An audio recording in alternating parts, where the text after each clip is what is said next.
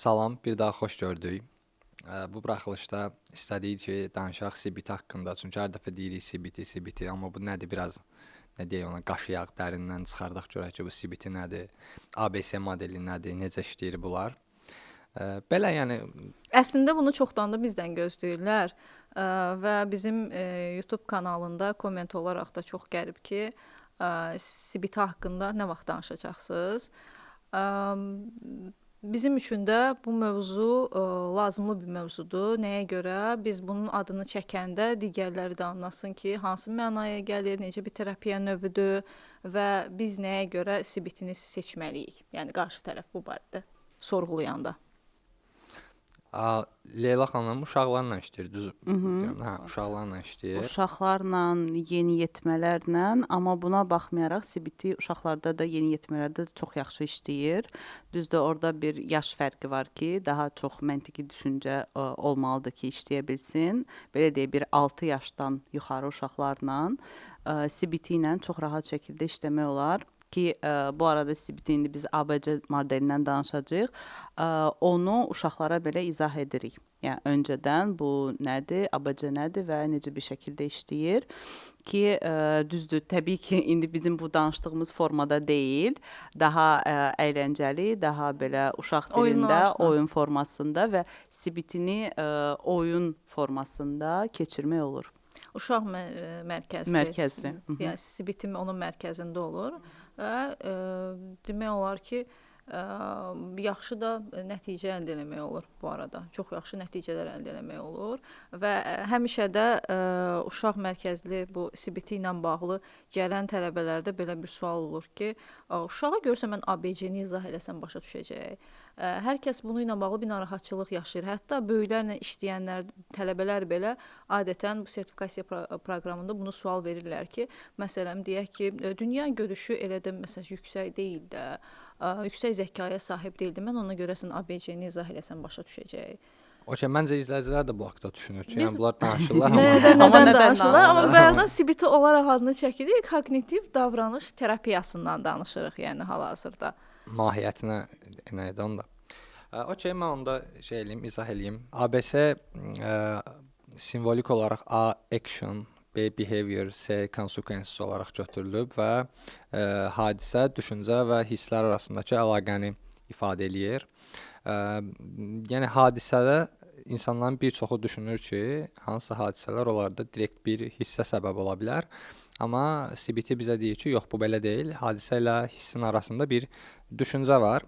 Amma bu düşüncənin insanlar bir çox hallarda niyə fərqində olmur? Avtomatik düşüncə dediyimiz o düşüncə növü ortaya girir ki, bunu da yəni məşhurdur, biraz Freudian falan bu analiz edənlər ortalıqda çoxdur ki, bu şuuraltı, nə bilim deyək ki, uşaqlıq falan şeyləri. Biraz ola bilsin ki, uşaqlıqda yaşanmış hansı hadisələrlə əlaqəli olaraq necəsə bir düşüncə modeli formalaşır. Əlaqəsi var bu arada. Avtomatik düşüncələri Aaron Beck 70-ci illərdə depressiyadan əziyyət çəkənlər üzərində bunu test eləyib. Onların özlərinə qarşı, dünyaya qarşı və gələcəyə qarşı avtomatik düşüncələri çıxıb ortalığa. Avtomatik düşüncə deyəndə biz nə deyirik? Belə ani şəkildə ağlımızdan keçir, elə də ona diqqət eləmədiyimiz bir düşüncədir. Deyək ki, bir hadisə, bir normallaşmış. Bir hadisə, bir proses baş verir və həmin hadisə prosesdə ilk ağla gələn düşüncə olaraq adlandıra bilərik bunu. Məsələn, deyək ki, bir iş orada mən deyərdim ki, ağla gələn yox, orada çünki şuursuz bir şey. Yox, şuursuz. Yəni mən şuuraltı bu arada deyil o, şuuraltı deyil. Şuuraltı mənasında deyil. Yəni sadəcə ilk ağılda yaranan düşüncə olaraq deyək. Yəni bu düşüncə üzərində elə də şəxs düşünmür bunu. Hətta görməzdən gəlir çox vaxt. Və bu düşüncə təbii ki, məntiqsiz bir irrasional düşüncə olur. Məsələn, deyək ki, bir iş görür və həmin o iş alınmır. Deyək ki, podkast çəkir və podkastda hər dəfə səhv eləyir. Deyir ki, yox, mən podkast çəkməyi ümumiyyətlə bacarmıram. Mən ümumiyyətlə bacarıqsız biriyəm. Bu işlərdən ümumiyyətlə tamamilə uzaqlaşmalıyam. Yəni bir ümumiləşdirmə eləyir orada. Bir də bunu deyim. Deməli bu düşüncələr daha çox yox, hadisə nə olursa olsun, düşüncə insanın özünə bağlı olur. Mənlə əlaqəli olur. Yəni nə hadisə, dünyada bir hadisə belə baş versə, avtomatik insan özü haqqında o avtomatik düşüncə özü haqqında olur ki, hə, mən də məsələn bir xəstəlik olsun, bir virus olsun deyə ki, dünyanın o başında belə bu xəbəri eşitsə, avtomatik onu düşünəcək ki, hə, mən də xəstələnəcəm. Çünki mən tez-tez xəstələnirəm. Çünki mən yəni bu avtomatik düşüncələr insanın özü ilə bağlı olur. Mənlik. Mənlə. Çox vaxt sənin dediyin o nümunə təşvişdən əziyyət çəkən insanlarda, psixotriyadan əziyyət çəkən insanlarda görülür. Başqasında xəstəlik görən kimi özündə axtarmağa başlayır. Yəni bizim CBT haqqında danışmağımıza səbəb bizim özümüzün də CBT ilə işləməyimizdir. Düşüncələr üzərində daha çox çalışırıq və düşüncə sən fəlsəfi olaraq düşüncəni necə izah edərdin?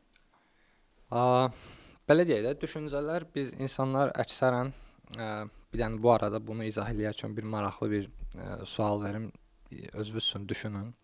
Məsəl üçün biz deyək ki, sən mənə sualı verirsən və yaxud da Leyla buradan danışır, burada mən susuram, indi özümdən yola çıxıram və bu sadəcə susma olaraq ifadə oluna biləsi bir akt deyil də. Burada beynimin içində bir səs gedir və o danışılanları götürür, analiz eləyir, o şərh eləyir, məsələn də deform eləyir və s.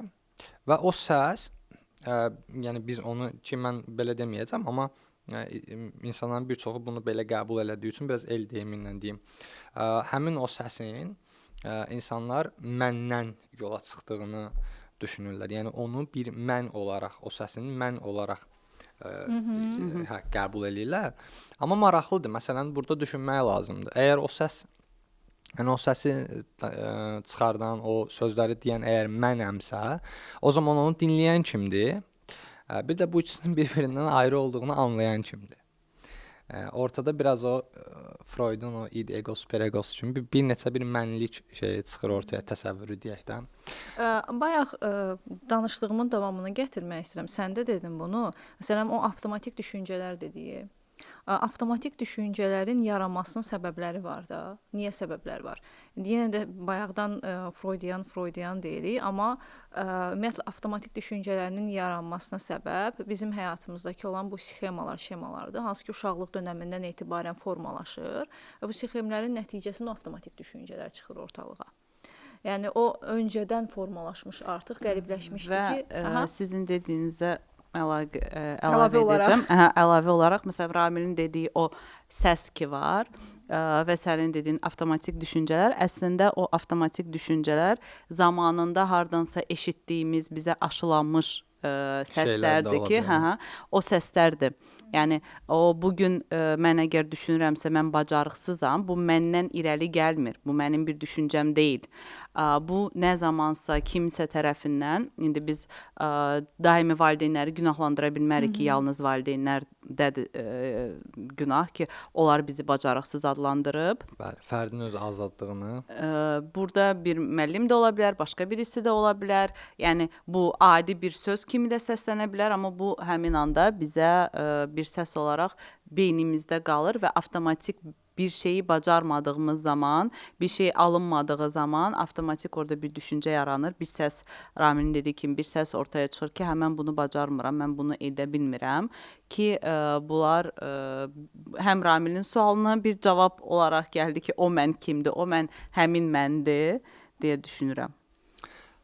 Burada indi məsələn, biraz da daha dərinləşdirmək istəyərəm. Mən deyərəm ki, mənlik və mənlik təsəvvürü bir-birindən ayrı şeylərdir də.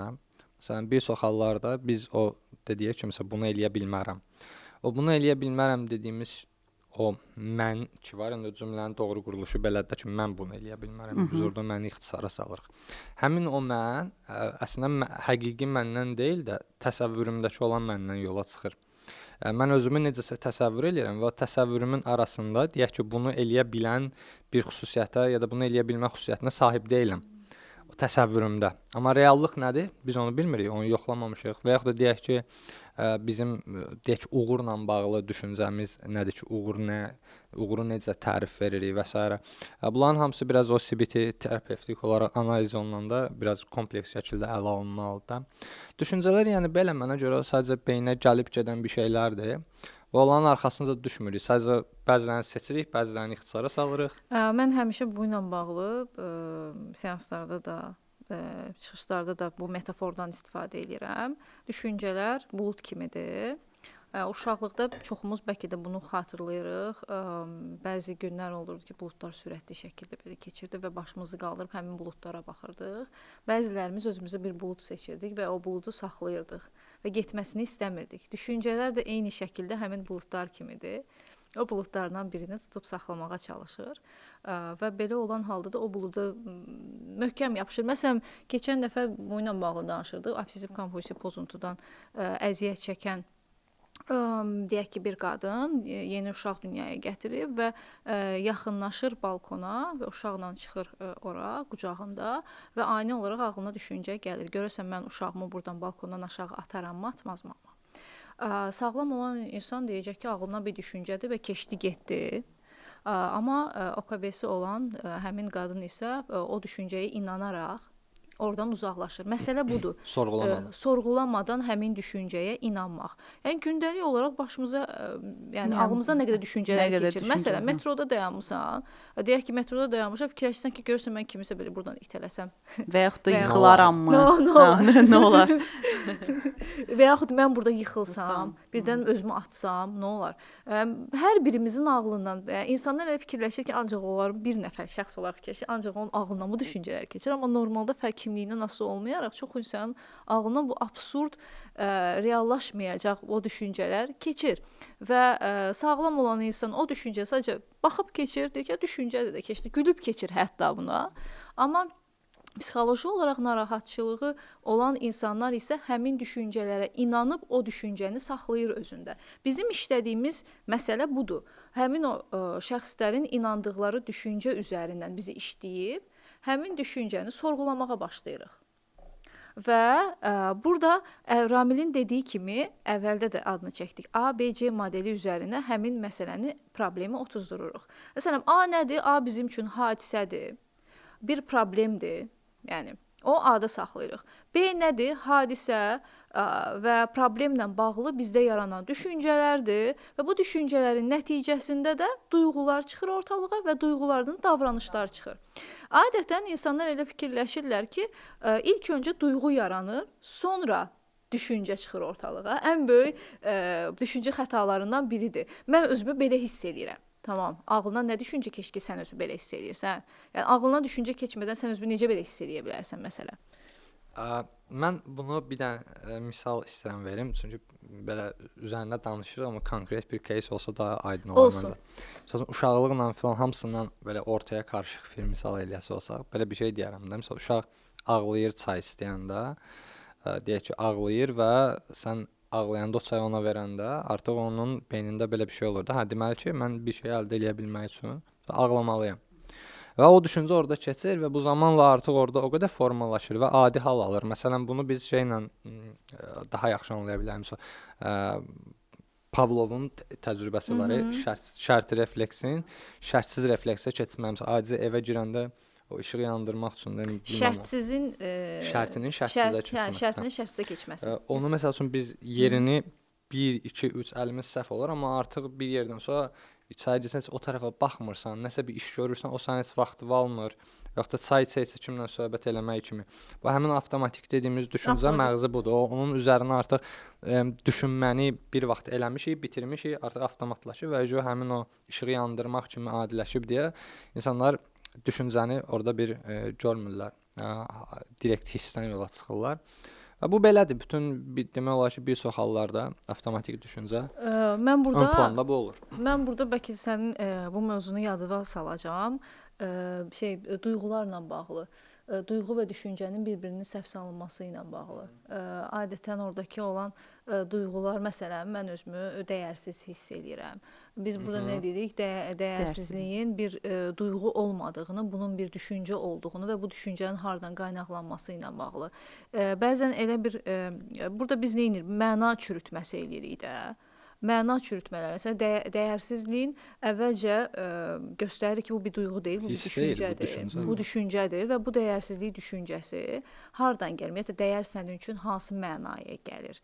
bu düşüncə sənin üçün məntiqlidirmi? Bu düşüncənin sənin üçün sübutu varmı? Bu düşüncə sənin üçün faydalı bir düşüncədirmi? Həmin o düşüncəni sorğulayaraq əslində şəxs burada nə edir? Düşüncənin nə olduğunu indiyə kimi buna fikir vermirdisə əgər istifadə etdiyi məsələn sözlər vardı. O sözlərin hansı anlamına gəldiyini bilmirsə əgər bundan öncə terapiyaya gəldiyi müddətdə artıq onun üçün nə mənaya gəldiyini, düşüncəni duyğudan bir ayıra bilir. Həmin o dediyi düşüncənin onun üçün nə mənaya gəldiyi, hardan formalaşdığı, səbəbləri nələrdir? Orada artıq o beynindəki o yaranan xaosu, bizim məşhur bir dənə şəkil var, psixologiya yazanda avtomatik o şəkil çıxır. Bir əlində yumaqdır, o yumağı asası. CBT-də də əslində budur, yəni o asta-asta yumaq açılır və yenidən toxunmağa başlanılır və orada artıq sənin o düşüncələrin tənzimlənməyə başlayır. CBT haqqında biz nəyə görə bu qədər CBT deyirik? Çünki elmi göstəricisine görə həm də faydalı və əmsalı daha yuxarıdır. Faydalıq əmsalı daha yuxarıdır. Digərində terapiya növləri var da, hansı ki, məsəl üçün deyirlər ki, psixoanaliz və yaxud gestalt terapiya, şematerapiya var. Yadımdan çıxan varsa deyin, zəhmət olmasa. Və bu terapiyalarla yanaşı CBT var. Art terapiya falan. Akt var. Art bu arada terapiya deyil yəni. O şeydir, köməkçi bir vasitə. Köməkçi EMDR kimi. EMDR da terapiyadır, bir texnikadır. Yəni hər şeydə sən EMDR istifadə edə bilmirsən, travmada istifadə edə bilirsən də. Yəni bunların yanaşı qoyduqda CBT-ni və müqayisə apardıqda CBT-nin elmi göstəriciləri və tədqiqatları çox yüksək şəkildədir və bu da artıq bizə bir sübut verir ki, biz bundan nəticə görəcəyik və qarşımızdakı insan bundan fayda görəcək. Bir var ki, ona bilinməzlik verək, məsəl üçün psixoanaliz kimi, gələcək və ağlına nə düşüncə gələcəksə danışacaq da. Yəni mən orada istəyirəm faydanı bir dənə şey eləyim. Sən əslində bir dənə sual verməsən, bu mövzu uzana qalır.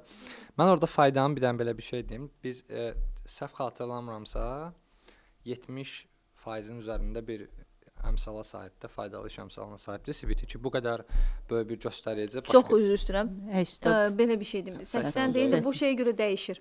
Psixoloji problemin növünə görə dəyişir. Hə, biz indi ortalama deyirik. Ortalama deyə bilərik ancaq. Bəs indi bu 80% biz necə ələ ala bilərik? İki cür buna yanaşa bilərik. Məsələn, 100 pasientdən 80-ı sağaldı mənasında, ya da problemin 80%-i həll olundu mənasında. Deyək ki, biz 100 problemdən 80-ını həll elədik olaraq ələ alırıqsa, bu yəni yenə də bizim əlimizdəki ən yaxşı metod olaraq bunun göstəricisidir. Amma desək ki, problemin 80%-i, bəs o zaman yerdə qalan 20%-ni necə eləyirsiniz? Orada şey var, biz pasienti onsuz da tam olaraq tamamlamırıq da, belə götürəndə 80%-ə qədər özü ora gələ biləndən sonra artıq oradan etibarən qalan 20%-i özü bitirə biləcək bacarıqlara artıq sahib olduğunuz. Bir çox hallarda 80% tamamlayandan sonra xəbər sətərsiz yoxa çıxırlar. Bir şey eləmirlər, xəbər eləmirlər ki, yaxşıyam falan. Bunu sual verəcəkdiniz. Mən sualı gözləyirəm. Mən indi soruşmaq istəyirəm nəyi? Məsələn, biz ABC-ni indi danışdıq da ki, orada hadisə olur, düşüncəni analiz eləyirik və hissləri bu şeydə dəyişir. Məsələn, uşaqlarda deyirsən ki, bu daha oyun tərzində olur. Amma uşaqdan necə soruşmaq olar? Məsələn, bir çox hallarda böyüklər belə bu avtomatik düşüncəni və yaxud da bazı demiş olur, hisslə düşüncəni səhv salır. Mən əslində bura gələcəkdim. Bir 10 ildən çoxdur da mən bu işlə məşğulam. Əvvəl 10 il bundan qabaq, məsələn, qorxu ilə işləyirik də. Uşağın nədən qorxduğuna gətirmək üçün bu proses, məsələn, bir çox hallarda belə görsən valideynin xəbəri olmur. Soruşsan ki, nə vaxtdan başlayıb? Yəni bir ay bundan öncə başlayıbdı. Nədənsə qorxur, məsələn, bir otaqdan digər otağa keçməyə qorxur. Bu ərəfədə nələr baş veribdi, bundan öncə nələr baş veribdi? Valideyn saya bilər nələrsə, amma görsən ki, o deyil. Uşağı buna gətirmək üçün, indi bizim daha öncə dediyimiz art terapiya, digər köməkçi vasitələr, oyun, yəni bu yollardan keçirdik. Uzun bir yoldan keçib, gətirib çıxardı ki, bunun səbəbi nədir? Qorxunun səbəbini axtarıb tapırdıq.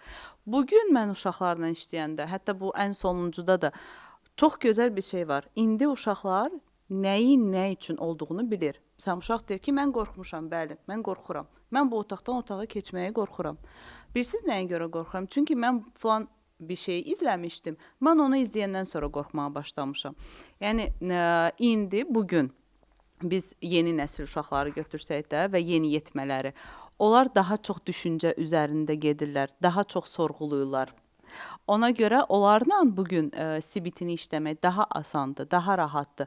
Məsələn, metaforik işləmək mən bəzən baxıram ki, bəzi uşaqlarla metaforik işləmək və yaxud da art terapiya ilə işləmək çətinləşir. Çünki o məntiqi bir düşüncə istəyir. Hətta mənə məsələn sonuncu dəfə uşaq belə bir şey dedi ki, mən deyir hirsləndim nəyə görə? Çünki nağılda belə bir söz var idi ki, nağıl terapiyası biz bilirik ki, çox gözəl bir şeydir, faydaları var və s.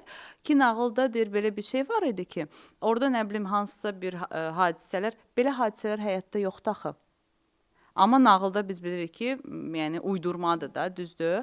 Artıq uşaq bunu qəbul eləmir. Çünki o məntiqi açıqlaması yoxdur.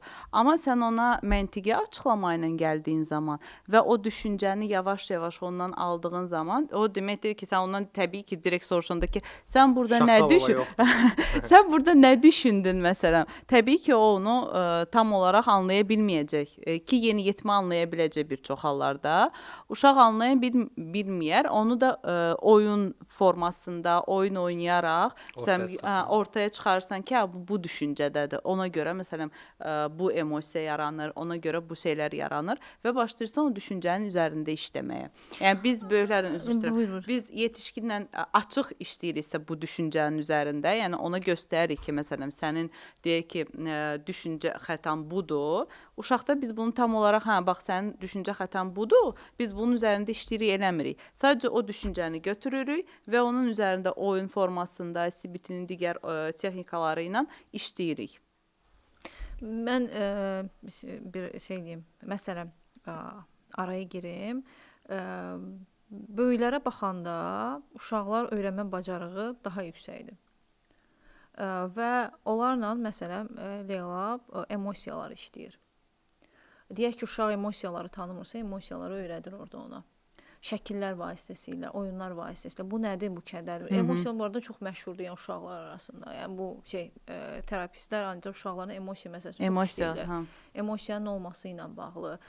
Bunu sən harda yaşamısan məsələn, deyək ki, kədərdir. Belə bir hal səndə olubmu, olmayıbmı və yaxud bu, yəni o oyunlar vasitəsilə sən artıq onu eləyə bilirsən. O uşaqdan o məlumatları ala bilirsən və eyni şəkildə də korreksiyanı da oyun vasitəsilə aparırsan. Hətta biz yadındadırsa, CBT-ni deməyəcəm, uşaq mərkəzli oyun terapiyasında çox möcüzəvi şəkildə o proses gedir orada. Yəni o uşaq gəlir otağa, oyuncaqlardır və oyuncağını özü seçir. Oyuncağını özü seçir. Sadəcə terapist onu müəyyən şeylərdə yamsılama eləyir, səs tonu ilə yamsılama eləyir. Hətta oyuncaqların səsini çıxarır, eləyir. Oyunçuluq bacarığı xüsusi olaraq olmalıdır.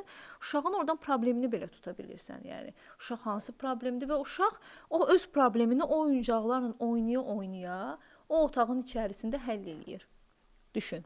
Yəni uşaqlarla işləmək böyüklərlə işləməkdən daha asandır. Elə düşünürsən. Elə düşünmürəm amma. Mən elə fikirləşirəm. Çünki uşaqlarda problem təzə yaranıb. Bax, gəl müqayisə aparaq da.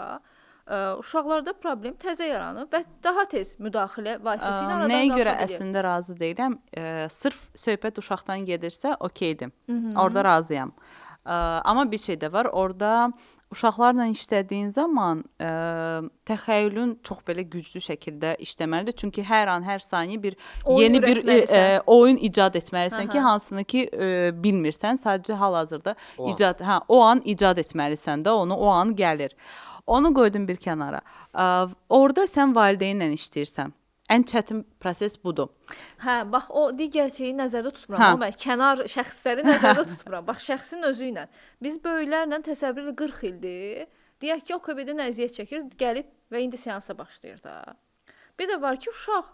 Yəni bunun yaşayıb, deyək neçə yaşı var? 6 yaşı var da. Yəni 2 il öncədən başlayıb, 1 il öncədən başlayıb bu kimi nəzərə alanda, yəni bu indi individuallaşdırmıram məsələn, daha çox ümumiləşdirməyə çalışıram. Müqayisə aparsaq, ümumiləşdirsək əgər, uşaqla aradan qalxma məsələsi daha düzdür. Ondan razıyam. Daha tez nəticə əldə edə bilirsən ki, biz bayaq da bunu müzakirə edəndə mən onu dedim ki, biz uşaqla 1-2 seansa belə bir nəticələr görə bilirik. Tam %100 nəticə əldə edirik demirəm. Amma bir nəticə görə bilirik ki, biz məsələn məsələn böyüklə bunu daha uzun bir proses, yetişkinlərdən daha uzun bir prosesdə gedir də. Sadəcə dediyim kimi ən belə çətin məsələ burada valideyn faktorudur ki, valideynin gözləntisi nədir? Terapiyadan. Uşağın gözləntisi deyil də, düzdür, uşaq da gözlənti ilə gəlir əslində ki, məsələn, məndə bu qorxu var və yaxud da özgüvənsizliyim var, mən bunu aradan qaldırmaq istəyirəm kimi bir düşüncə ilə gələ bilir. Bunu dilə gətirir. Sadəcə valideynin istəkləri tam fərqli ola bilir bir çox hallarda və terapiya müddətində uşaq özünü ifadə etməyə başladığı zaman artıq bunu kimi qəbul edir valideyn. Asilik. Psixoloqa getdi, psixoloq gözünü açdı falan. Bunu qəbul edə bilmirlər ki, mən bunu hər zaman deyirəm. Biz istəyirik ki, kənarda bizim uşaqlarımız sözünü deyən, özgüvənli, belə tamına %100 olsun da, amma evdə biz istəyirik ki, belə sakit, mənim sözümə baxan, mən nə dedimsə, quzu balası. Mən nə dedimsə o olsun. Biz bunu qəbul edə bilmirik ki, bu evdə belədirsə, çöldə də belə olacaq. Mən onun çöldə daha özgüvənli olmağını istəyirəmsə, mən bu özünü ifadə etməsin, evdə də imkan verməliyəm. Ərazi. Yəni mən bunu öyrətməliyəm ki, mənimlə öyrənməlidir. Mən ona deyəndə ki, yox, sən burada susmalısan, sən uşaqsan, sən olsan, tamam, sərhədlərdən söhbət getmir. Təbii ki, valideyn övlad sərhədi olmalıdır. Bu sözsüzdür. Yəni o var ki, tamamilə dost olmalısan və s. Dostluq münasibəti ola bilər, amma yenə də orada bir sərhəd olmalıdır. Uşaq hər zaman bilməlidir ki, bu mənim valideynimdir. Bu okeydir. Status fərqləridir. O olmalıdır, çünki orada artıq tamamilə sərhədlər itir. Amma bunu da unutmayaq ki, əgər biz istəyiriksə bugün mənim övladım özgüvənli olsun, mən ona evdə birinci başlamalıyam. Ona özüm olmalıyam. Onun özgüvəninin qarşısında özüm də sağlam tutum sərgiləməliyim. Yes. İndi yeniyetmələrdə deməyədir, bəzən misal üçün deyək ki, olur cütlüklər arasında, nə bilim, və yaxud da yenə valideyn olur da, amma yaşını almış bir övladdır, deyək ki, artıq 30 yaşı var, 20 yaşı olursa yönləndirir, təşviq edəcək psixoloqa. Amma psixoloqdan gözlədiyi valideynin onun istədiyi kimi birinə dönüşdürməsi olur və belə olan halda artıq biz təəssüf olsun ki, pasiyentin özünə yönələndə ki, sən nə istəyirsən, valideyninlə biraz konflikt sanki yaşanır ki. Daimi olaraq yaşanır. Və bunu qəbul eləməkdə çətinlik çəkirlər. Demirəm də hamısı, amma olur elə. Münasibətlərdə də eyni şəkildədir. Məsəl üçün münasibətə bir yerdə gəlirlər, amma sonra terapiya əsnasında məlum olur ki, əslində bu münasibət sağlam bir münasibət deyil. Yes. Və münasibətdə məsəl üçün deyirlər, psixoloqa getdi və boşandı. Yəni bu əslində o boşandı mənasını bir kənara qoysaq, əslində münasibətin sağlam olmadığı nəticəsində sırf bu evlilik üzərindən getmirəm, belə sevgili olaraq da terapiyaya gələn indi bunu qabardırlar, üzr istəyirəm. Bunu qabardırlar ki, psixoloqa getdi, boşandı və yaxud da nə bilim psixoloqa getdi, ayrıldı. Bu boşanma və ayrılmağı kənara qoysaq belə. Amma kifayət qədər nəticələr var ki, psixoloqa gəlib münasibətləri daha da möhkəmləşir, daha sağlam şəkildə ayrılırlar oradan. Eyni şəkildə də məsəl üçün individual olaraq terapiyaya gələndə məsələn ətrafdan təzyiq görürlər. Sən əvvəl belə deyildin, sən artıq dəyişməyə başlamısan.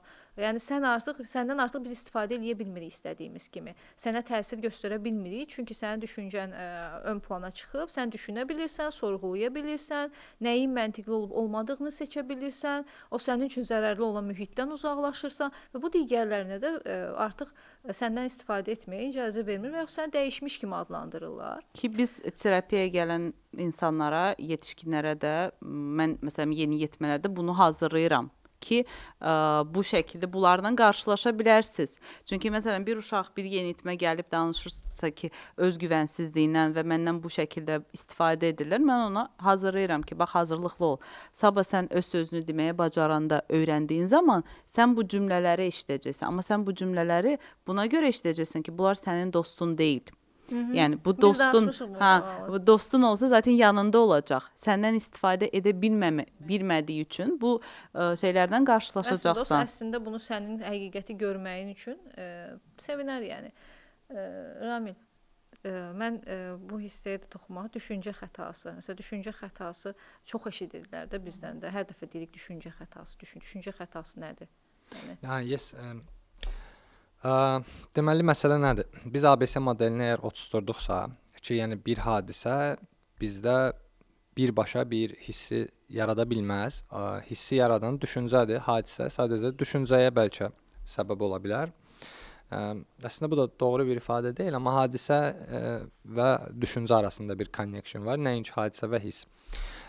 İndi məsələ nədir? Biz bu düşüncələri ki, dedik artıq sorğulamadan qəbul edirik. İnsanlar qarşı çıxa bilər. Məsələn, izləyicilər arasında elə ola bilər. Deyəsən ki, mən nə demək istəyirəm ki, mən düşünmürəm demək istəyirəm. Yox, demək istədiyimiz bu deyil. Hamı düşünür.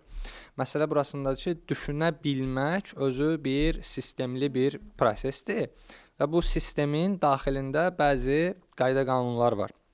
Və o qayda-qanunlara uyğun olmayanda biz buna düşüncə xətası deyirik. Biz düşünərkən izlədiyimiz bu yolda, bu düşüncə prosesi ərzində nəyisə doğru eləməyəndə bu bizə yanlış nəticələrə gəlməyimizə səbəb ola bilər. Məsələn, az öncə bir misal verdim. Deyək ki, mən podkastı çəkə bilmirəm. Bu onunla əlaqəlidir ki, mən bacarıqsam. Məsələn, bu bir etiketləmə, özünü bacarıqsız olaraq etiketləmə. Eyni zamanda ümumiləşdirmə düşüncə xətalarını özündə ehtiva eləyir və 10 dənə düşüncə xətası var. 4 dənə də elistə irrasional inanış ki, daha köklüdür. Bu niyə belə düşüncə xətaları və irrasional inanış olaraq iki yerə ayrılır? Bunu da deyim. Ümumiyyətlə terapiyada var praktik və elegant həllər. Məsələn biz Ramillə çox sevdik elegant. Elegant həll. Praktik həll daha çox case yönümlüdür və problem nədirsə, aktual problem, onu həll eləmək üzərinə o problemlə bağlı düşüncələrimin, həmin o dediyimiz 10 dənə düşüncə xətalarını aradan qaldırmaq və artıq hadisəni olduğu kimi reallıqla barışa bilmək, belə deyə. Elegant həldə isə ümumi bir köklü bir xarakterik dəyişim olur və az öncə dediyimiz o qrupla, dostluqla uzaqlaşma, məsələn biz bunu dost olaraq tanımladıq, amma məsələn başqa bir tərif verdim və uzlaşmadı. Dostluğu məsələn o sənin daha dəyərli olmağı istəyir, inkişaf eləməyi istər və s. Amma ola bilsin ki, insanlar düşünür ki, məsələn dost o insandır ki, deyək ki, artıq 10 ildə ondan bir vaxt keçirdirəm. Məsələn bu cür də bayaq dediyimiz məna məsələsi, onun üçün. Məsələn Milan Kundera məsələn bununla bağlı çox qəşəng bir sözü var. Deyir insanlar tez-tez görüşməyə başlayanda elə bilirlər ki, bir-birlərini tanıyırlar. Yəni belə məsələyə biraz daha obyektiv, daha rasional perspektivdən baxa bilmək. Bu 10 dənə düşüncə xətaları nələrdir? Təbii ki, hamısını ələ almağa vaxtımız yoxdur, amma bir neçəsini nümunə çəkmək olmasa, az öncə dediyi ümumiləşdirmə və etiketləmə. Etiketləmə nədir? Mən bacarıqsızam, deyək ki. Amma halbuki sən tam mənasıyla bacarıqsız deyilsən, baxsan, bacardığın bir çox şeylər var. Ola bilsin ki, bu şeyi bacarmadın.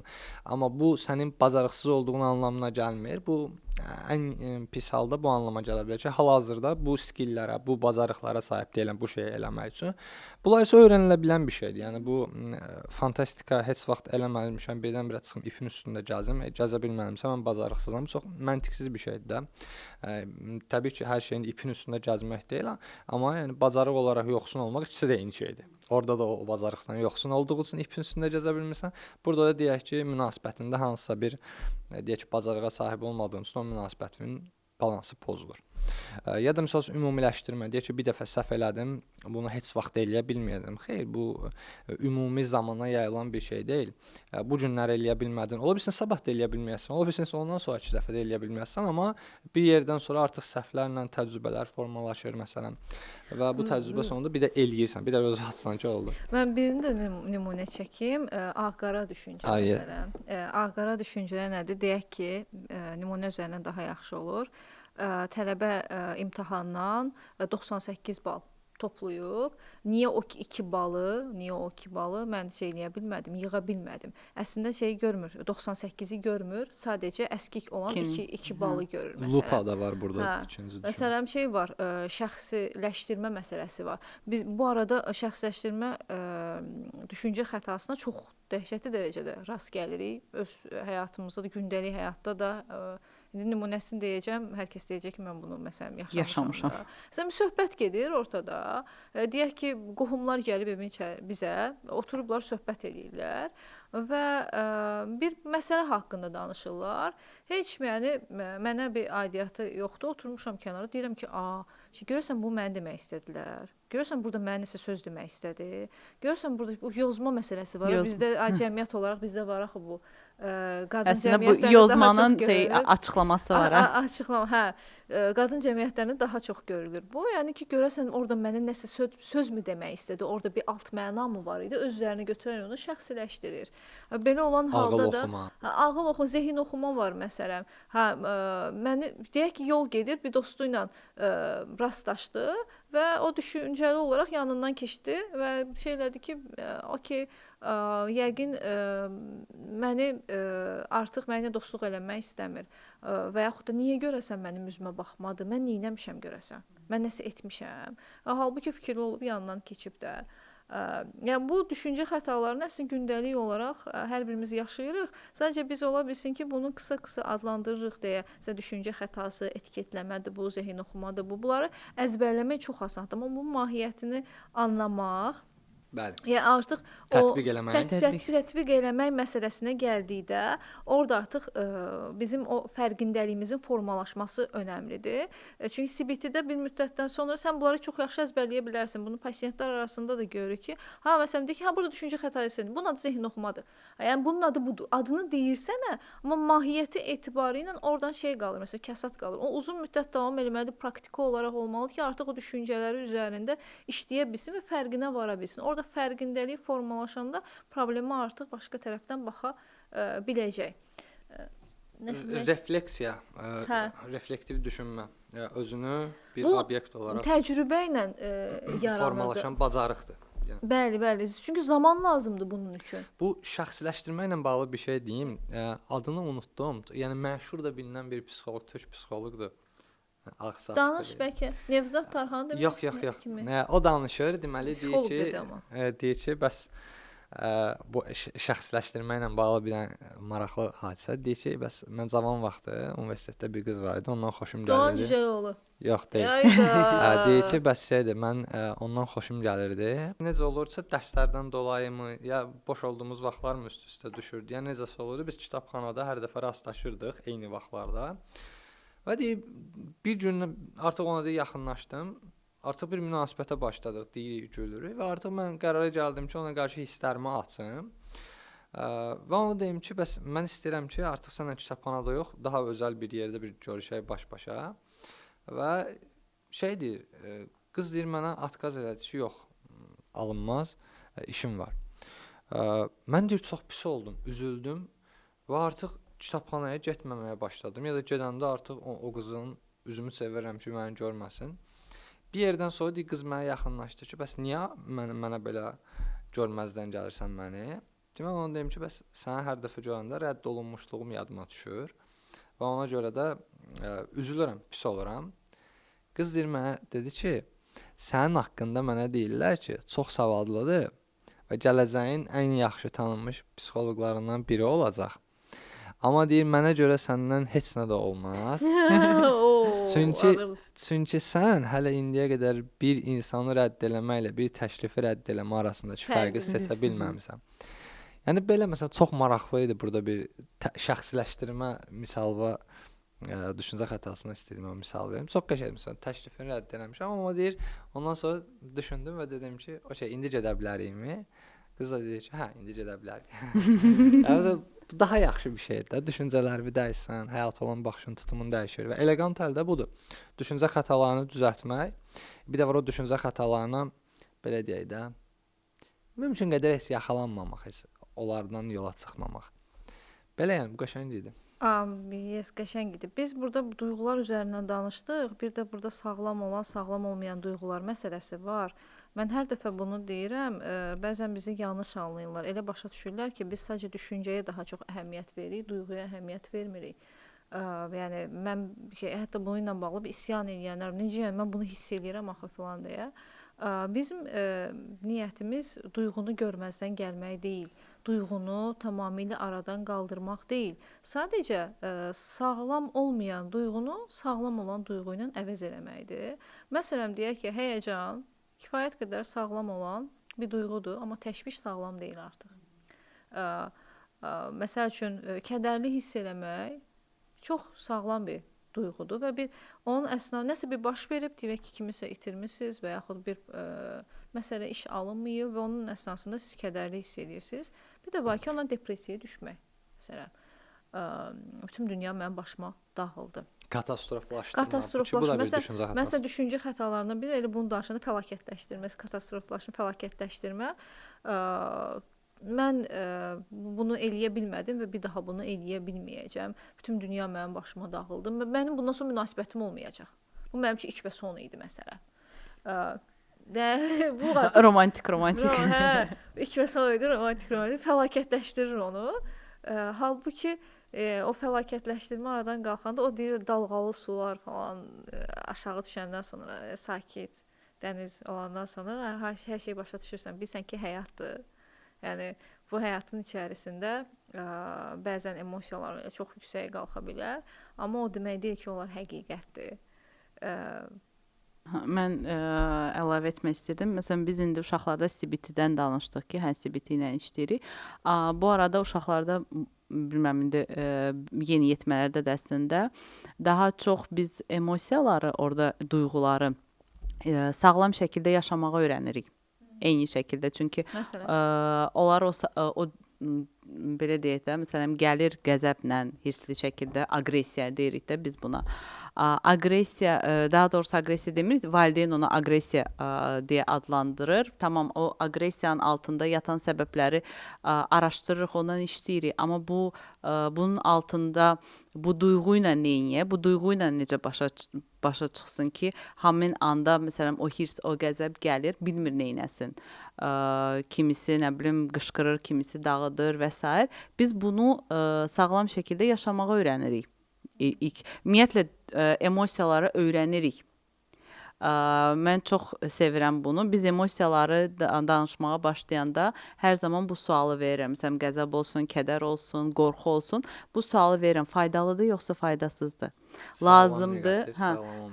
Lazımdır bizə bu duyğular, yoxsa lazım deyil bu duyğular bizə və bir çox hallarda yox lazım deyil və s. kimi bir cavablar almağa başlayırsan və orada artıq onlara sağlam hissəsi hansıdır, nəyə görə bizə bu duyğular əslində lazımdır deyə öyrənməyə başlayanda həm təəccüblənirlər, həm də ki, artıq o duyğudan qaçmağı deyil də, qaçdıqca onunla daha çox üzləşirlər.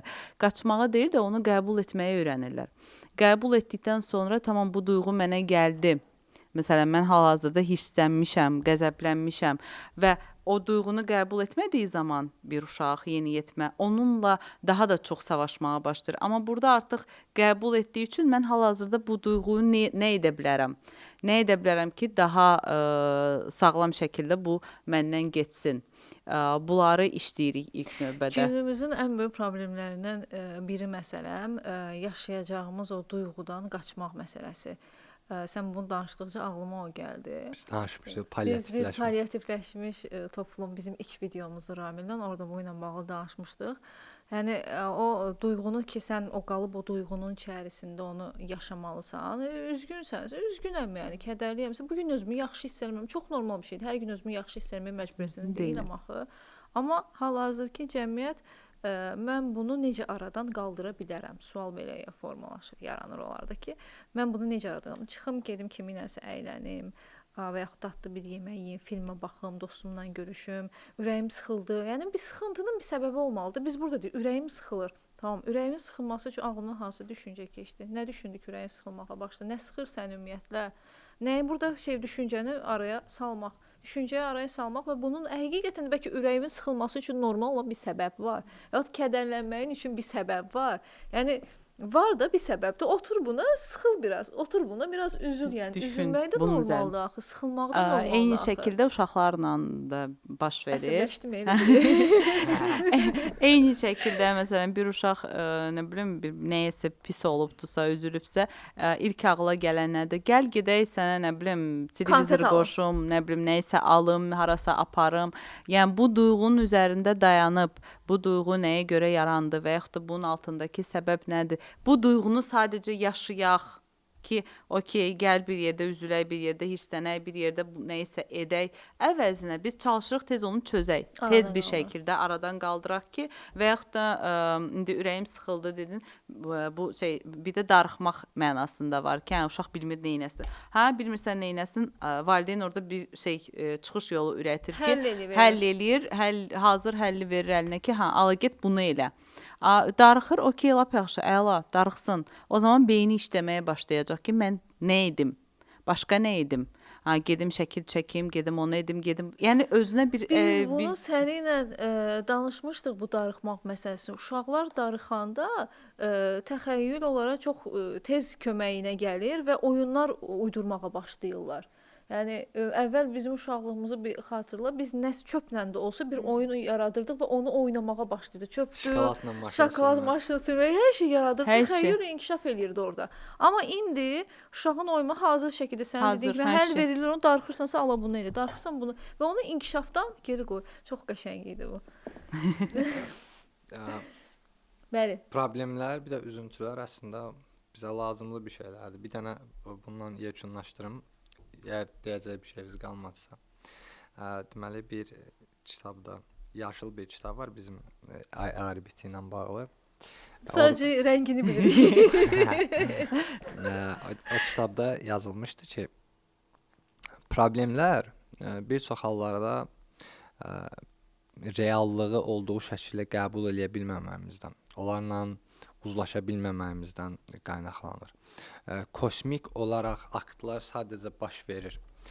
Heç nəyin xüsusi bir anlamı yoxdur. Məsələn, gecə yatdın, oyandın, ağacın budağı qırılıb maşının üstünə düşüb və sən deyirsən ki, niyə məhz mən? Niyə başqa? Hə, amma bunun yəni heç bir anlamı yoxdur. Sadəcə baş verib.